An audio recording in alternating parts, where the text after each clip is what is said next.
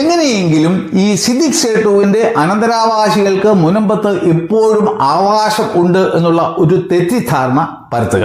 അതിലൂടെ അദ്ദേഹത്തിൻ്റെ സബ്സ്ക്രൈബേഴ്സായ 65,500ഓളം പേരെ വെറും കഴുതകൾ ആക്കുക. ഇതാണ് അദ്ദേഹം ചെയ്തുകൊണ്ടിരിക്കുന്നത്. 1950 നവംബർ മാസം 1-ാം തീയതി സിദ്ദിഖ് സേട്ടു എഴുതിയ പ്രമാണം ഇദ്ദേഹം ഒരുപക്ഷെ കണ്ടിരിക്കാനേ ഇടയില്ല. അതിൽ പറയുന്നത് എന്താണെന്ന് വെച്ച് കഴിഞ്ഞാൽ, പ്രസ്താവകകൾ മാനേജിംഗ് കമ്മിറ്റിക്ക് വേണ്ടി താങ്കൾ കൈവശം വെച്ചും കരം തീർത്തും പട്ടയം പിടിച്ചും ക്രയവിക്രയ സർവ്വ സ്വാതന്ത്ര്യത്തിൽ ഫറൂഖ് കോളേജിന്റെ ആവശ്യത്തിന് ഉപയോഗിച്ച് കൊള്ളുന്നതിന് സമ്മതിച്ചിരിക്കുന്നു എന്നാണ്. അപ്പോൾ ഈ പ്രമാണം എഴുതിയിരിക്കുന്നത് ആരുടെ പേരിലാണ്? മാനേജിംഗ് കമ്മിറ്റിയുടെ പേരിൽ. എന്തിനു വേണ്ടിയിട്ടാണ്? ഫറൂഖ് കോളേജിന്റെ ആവശ്യത്തിന് വേണ്ടിയിട്ട്, അല്ലാതെ പൊതുജനത്തിന്റെ ആവശ്യത്തിന് വേണ്ടിയിട്ടല്ല.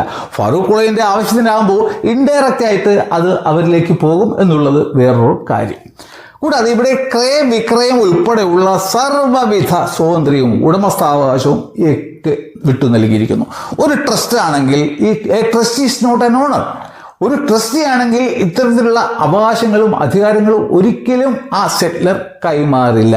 അതിനർത്ഥം എന്താണ്? ഇതൊരു പച്ചയായ ഇഷ്ടദാനം മാത്രം ആയിരുന്നു. അതാണ് ഹൈക്കോടതി 1975 പറഞ്ഞത്. എന്നാൽ കമാൽ പാഷ അതിനെ എങ്ങനെയെങ്കിലും വക്രീകരിച്ച് ഒരു പ്രൈവറ്റ് ട്രസ്റ്റ് ആക്കാൻ ശ്രമിക്കുന്നു. അങ്ങനെ ആക്കണം എന്നുണ്ടെങ്കിലും അദ്ദേഹം ട്രസ്റ്റ് എന്താണെന്ന് ആദ്യം പഠിച്ചിരിക്കണം. ഇത് ഫറൂഖ് കോളേജിന്റെ പേരിലുള്ള ദാനം എന്ന് പറഞ്ഞ് ഫറൂഖ് കോളേജിനെ എടുത്ത് വിൽക്കാൻ ഒക്കത്തില്ലത്. ഇതെന്തെന്നറിയോ? ഞാൻ പറഞ്ഞത് കണ്ടീഷണൽ ഗിഫ്റ്റ് ആണത്. ഗിഫ്റ്റ് ആണെന്ന് പറയാൻ ഒക്കത്തില്ല ഒരിക്കലും. Conditional gift is no gift. അതാണ് നിയമം.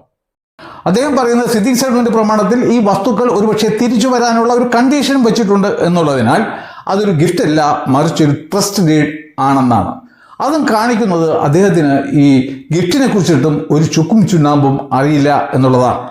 നമ്മുടെ ഈ സിദ്ദിഖ് സേട്ടുവിന്റെ പ്രമാണത്തിൽ പറയുന്നത് എന്താണെന്ന് വെച്ച് കഴിഞ്ഞാൽ, ഏതെങ്കിലും കാലത്ത് കോളേജിൽ നടപ്പിൽ വരാതെ വരികയും ഇതിൽപ്പെട്ട വസ്തുക്കൾ ശേഷിക്കുകയും ചെയ്താൽ അത് തന്നെ കാണിക്കുന്നത് എന്താണ്? ഈ ഫറൂഖ് കോളേജിനെ യഥേഷ്ടം ഫറൂഖ് കോളേജിന്റെ ആവശ്യത്തിന് വേണ്ടിയിട്ട് വസ്തുക്കൾ വിൽക്കാം.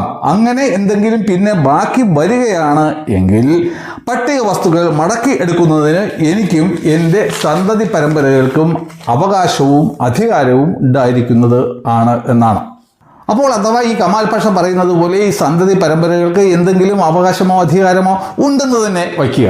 അത് എപ്പോൾ നിലവിൽ വരും? എന്നെങ്കിലും ഒരു കാലത്ത് ഫറൂഖ് കോളേജ് ഇല്ലാതാകണം.